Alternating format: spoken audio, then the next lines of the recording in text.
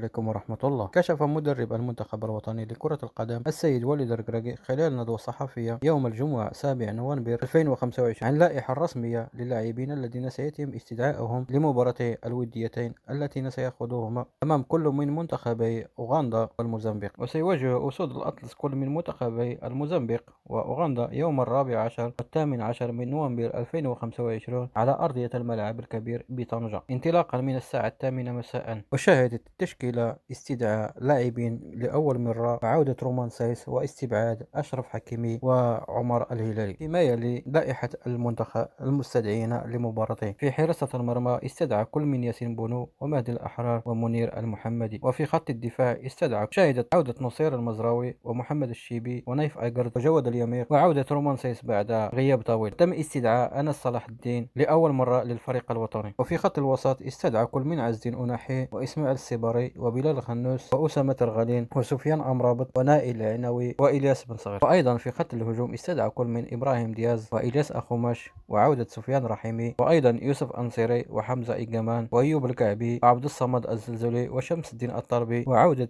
سفيان ديوب لتشكيلة وليد الركراكي. وتم استبعاد أشرف حكيمي بسبب الإصابة التي تعرض لها في مباراة بايرن ميونخ ضد نادي باريس سان جيرمان. وايضا استبعد عمر الهلالي لاسباب غير معروفه. وايضا لم يستدعي محمد ربيع حريميت المتالق مع نادي الجيش الملكي.